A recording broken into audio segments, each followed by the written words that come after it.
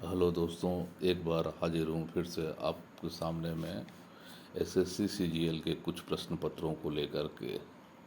SSC CGL के कुछ प्रश्न पत्रों में आप देखेंगे ये सब प्रश्न आप लोगों के सामने में हाजिर है।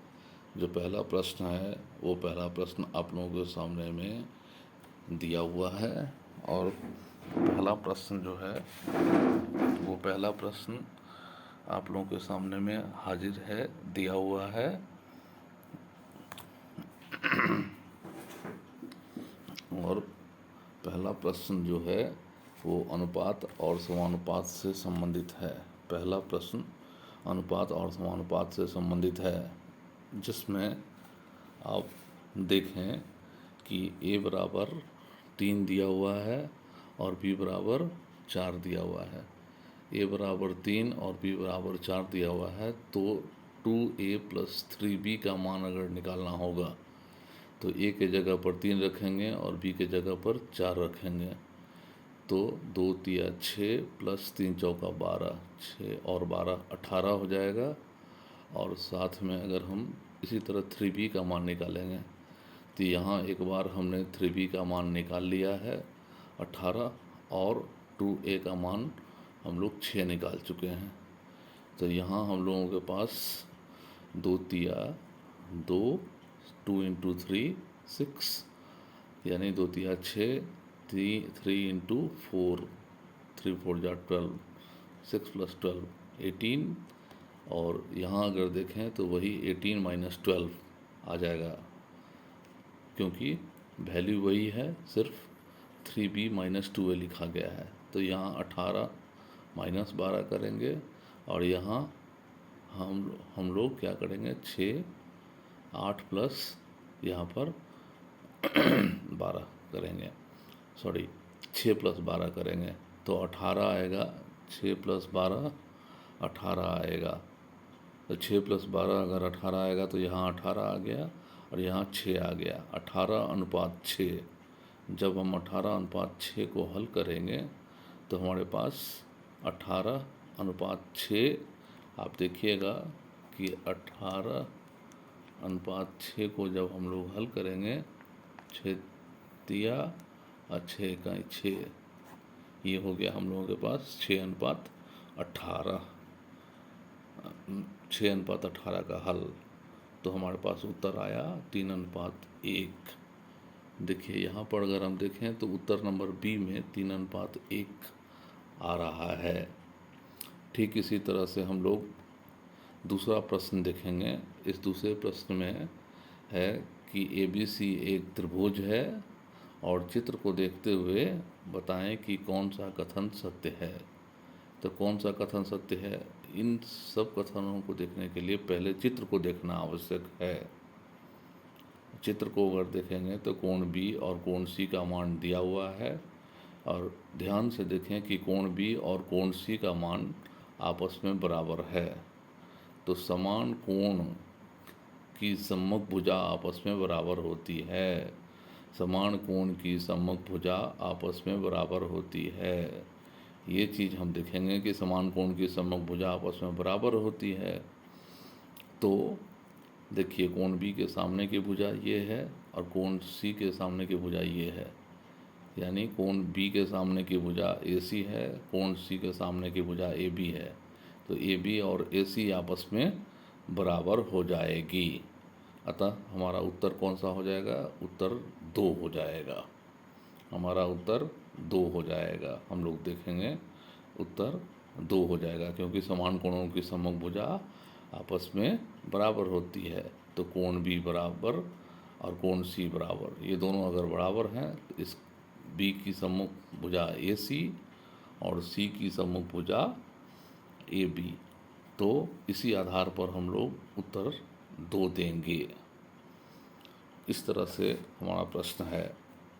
उसी तरह से हम लोग देखिएगा अगला प्रश्न पत्र देखिएगा। अगला प्रश्न पत्र में कहता है कि दो संख्या का योग क्या है, दो संख्या का योग 9 है और कोणों में इकाई और दहाई का स्थान उलटने के बाद प्राप्त संख्या और मूल संख्या का अंतर 45 है तो संख्या बताएं। तो प्रश्न में क्या है कि दो संख्याओं का योग 9 है तथा कोणों में तथा संख्या में इकाई और दहाई का स्थान उलटने के बाद संख्या में इकाई और दहाई का स्थान उलटने के बाद क्या होगा? प्राप्त संख्या और मूल संख्या का अंतर 45 होगा। प्राप्त संख्या और मूल संख्या का अंतर 45 होगा। तो कहता है संख्या बताएं। इसका हल हम आप लोगों को दिखा रहे हैं। देखिए इसका हल यहाँ हम लोग दिखा रहे हैं आप लोगों को। देखिए इसका हल यहाँ देखिए, हम लोगों के पास देखिए क्या क्या चीज़ है। हम लोगों के पास कहता है प्रश्न में कि संख्याओं का योग, तो पहले हम लोग संख्या, तो हम लोगों ने क्या किया है, इकाई को हम लोगों ने y मान लिया है, दहाई को हम लोगों ने x मान लिया है।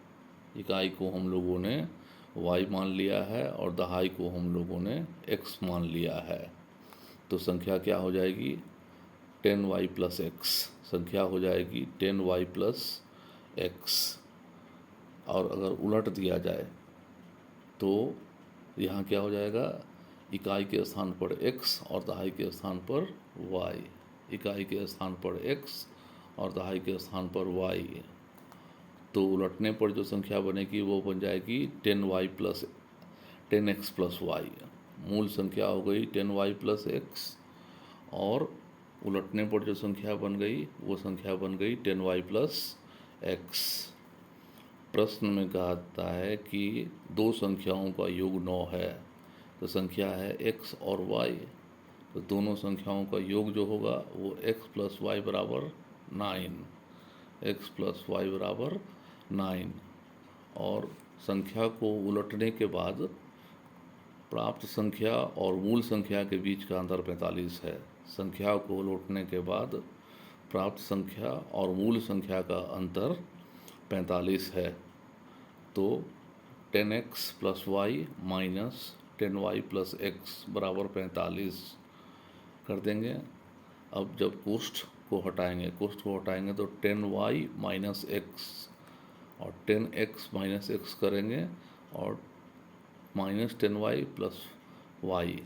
तो यहाँ से हमारे पास 10x माइनस x 9x और ये आ जाएगा माइनस 9y बराबर 45। अब x माइनस वाई बराबर 45/9 हो जाएगा। x माइनस वाई बराबर 45/9 हो जाएगा। उत्तर आएगा 5।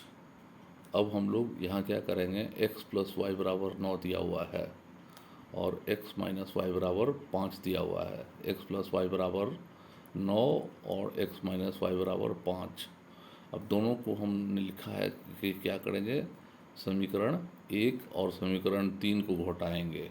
समीकरण 1 और समीकरण 3 को घटाएंगे।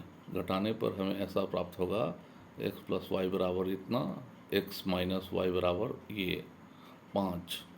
अब जब ये करेंगे तो ये घटेगा तो x और x कट गया, y प्लस वाई या माइनस माइनस प्लस, तो y प्लस वाई 2y। और यहाँ पर अगर हम लोग माइनस करेंगे, घटाएंगे, तो हमारे पास 9 माइनस 5 4 आ जाएगा, यानी y बराबर 4/2 हो जाएगा।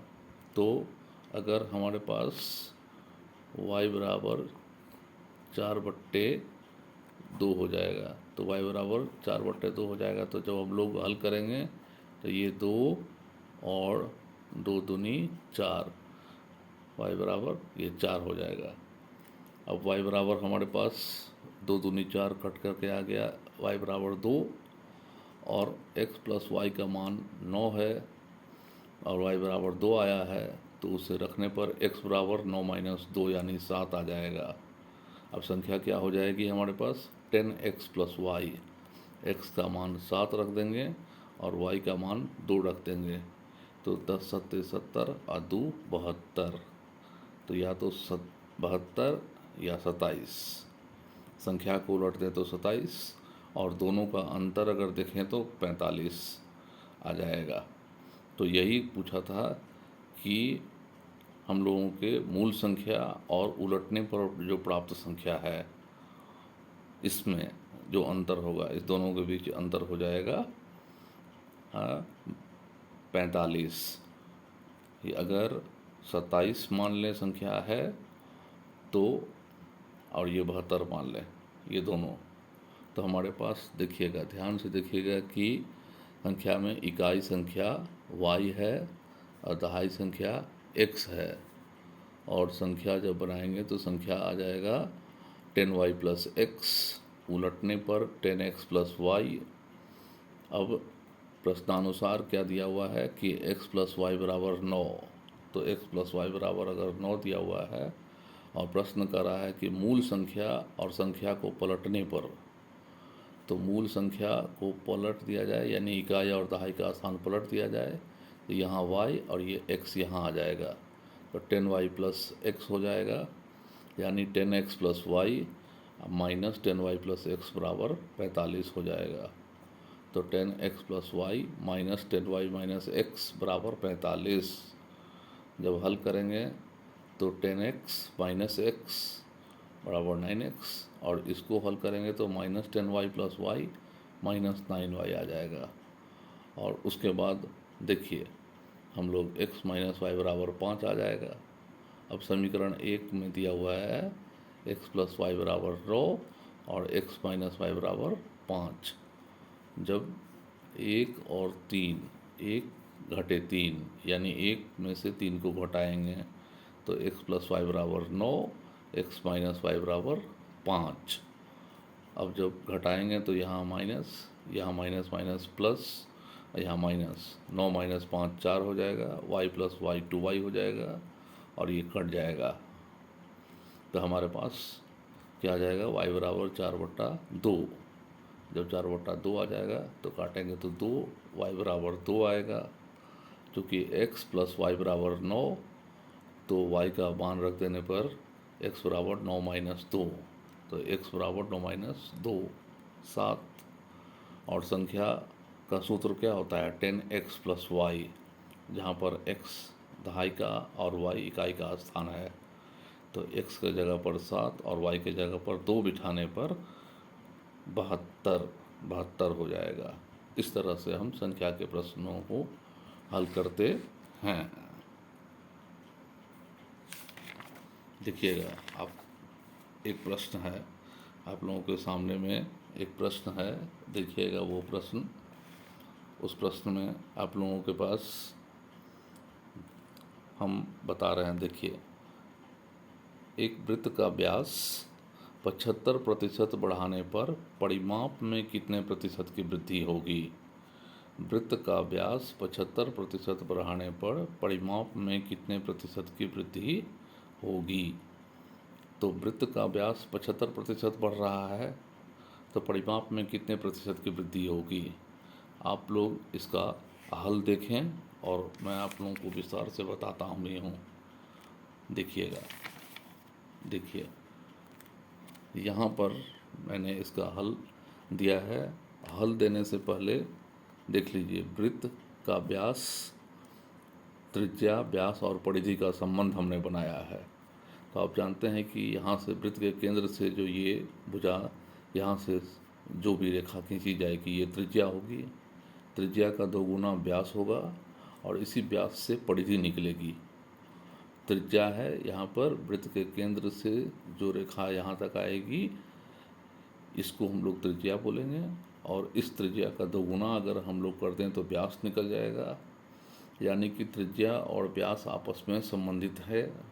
त्रिज्या का 2 गुना करने से व्यास आएगा, और व्यास का अगर आधा कर दें तो त्रिज्या आएगा। यानी अगर व्यास बढ़ेगा तो त्रिज्या भी ज़रूर बढ़ा होगा। अगर हम व्यास त्रिज्या 2 ले लें तो व्यास हमारे पास क्या हो जाएगा, 2 गुना हो जाएगा। यानी व्यास बराबर 2 गुने r। ठीक है, तो व्यास हमारे पास अगर 2 है तो 2 का आधा कर देने से त्रिज्या आधा हो जाएगा, 1 आ जाएगा। अब अभी 2 था, अगर हम यहीं पर व्यास जो है सो 4 ले लेंगे तो आधा कर देंगे तो 2 हो जाएगा। यानी व्यास का मान 2 से अगर 4 करते रहें तो त्रिज्या का मान भी 2 हो जाएगा। तो शुरू में त्रिज्या का मान जब व्यास 2 लिए थे तो व्यास 2 लेने पर क्या होता है, हमारे पास व्यास 2 लेने पर देखिएगा कि व्यास 2 लेने से अगर व्यास 2 है तो त्रिज्या 1 हो जाएगा, और अगर व्यास हम लोग 4 ले लें तो त्रिज्या हमारे पास 2। तो देखिए व्यास में परिवर्तन हो रहा है तो त्रिज्या में भी परिवर्तन हो रहा है। व्यास 4 ले रहे हैं तो देखिए 2 से 4 करने पर 2 करने पर त्रिज्या 1 आता है, और अगर व्यास 4 कर दिया जाए तो त्रिज्या 2 आएगा। अब यहाँ देखिए हमारे पास क्या लिखे हुए हैं, हम लोग लिखे हैं कि त्रिज्या अगर बढ़ेगी तो व्यास भी बढ़ेगा, और अगर व्यास बढ़ेगा तो परिधि भी बढ़ेगी। त्रिज्या बढ़ेगा तो व्यास भी बढ़ेगी, व्यास बढ़ेगा तो परिधि भी बढ़ेगी, यानी परिमाप बढ़ेगी। यानी व्यास त्रिज्या पर निर्भर करता है। इसी चीज़ को आप लोगों को याद रखना है कि व्यास, त्रिज्या और परिधि, ये वृत्त से संबंधित जो बातें हैं, व्यास, त्रिज्या और परिधि सभी एक दूसरे से संबंधित हैं। एक के बढ़ने से दूसरा बढ़ता है। वृत्त के बढ़ने से क्या होता है, वृत्त का त्रिज्या, त्रिज्या बढ़ने से व्यास बढ़ेगा, व्यास बढ़ने से परिधि बढ़ेगा। या अगर उल्टा सोचें तो व्यास बढ़ रहा है मतलब त्रिज्या भी बढ़ रहा होगा। अगर व्यास बढ़ रहा है तो त्रिज्या भी बढ़ रहा होगा, और व्यास बढ़ेगा तो परिधि भी बढ़ेगा।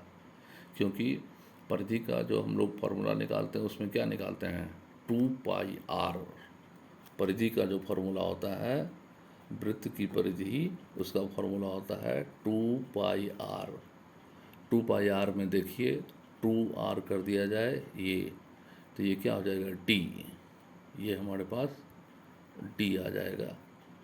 तो ये d यानी कि हमारे पास अगर r बदलेगा तो d भी बदलेगा, और जब d बदल रहा है, व्यास बदल रहा है, तो उसकी परिधि भी बदल जाएगी। तो इसी सूत्र का हम लोगों ने प्रयोग किया है। प्रश्न पत्र में दिया हुआ है कि व्यास 75% बढ़ा दिया जाए। तो व्यास अगर 75% बढ़ेगा तो त्रिज्या भी 75% बढ़ जाएगी, और व्यास बढ़ने से परिधि बढ़ता है, व्यास बढ़ने से परिधि बढ़ता है। तो अगर व्यास 75% बढ़ा तो त्रिज्या भी बढ़ गई 75, और अब व्यास और परिधि के बीच जब रिलेशन देखेंगे तो व्यास 75% बढ़ा तो परिधि भी 75% बढ़ जाएगी। मैं आप लोगों को ये दिखाना चाह रहा हूँ कि इस प्रश्न पत्र में हम लोगों को कुछ भी निकालने की ज़रूरत नहीं है। एक बार प्रश्न पत्र पढ़ करके इसका सीधा हल हम लोग निकाल सकते हैं कि व्यास 75% बढ़ा तो त्रिज्या भी ज़रूर 75% बढ़ा होगा। यानी कि व्यास और परिधि भी संबंधित है। तो व्यास 75% सीधा दिया है, तो बिल्कुल आँख मूंद कर वहाँ पर हम लोग देंगे कि परिधि भी 75% बढ़ेगा। तो इस प्रश्न पत्र में हम आपको ये सिखाया है कि इस प्रश्न पत्र को देखने से ऐसे काफ़ी भारी लगता है, लेकिन ये बहुत ही आसान प्रश्न है। अगर हम लोग ऊपर के इस तथ्य को अगर समझें तो, कि त्रिज्या बढ़ने से व्यास बढ़ता है और व्यास बढ़ने से परिधि बढ़ता है, तो प्रश्न में अगर त्रिज्या के जगह पर व्यास दे दिया है तो हम लोग समझेंगे कि त्रिज्या जरूर बढ़ रहा है तभी व्यास बढ़ा है, व्यास बढ़ेगा तो परिधि बढ़ेगा। तो हम लोग देख लेंगे कि अगर व्यास 75% बढ़ा तो त्रिज्या भी 75% जरूर बढ़ी होगी। व्यास 75% बढ़ा है तो परिमाप या परिधि भी 75% जरूर बढ़ेगा। ये चीज़ है हमारा, इसी के आधार पर हम लोग ये करते हैं। देखिए कैसे हम लोगों ने ये किया है, हल किया है इसको।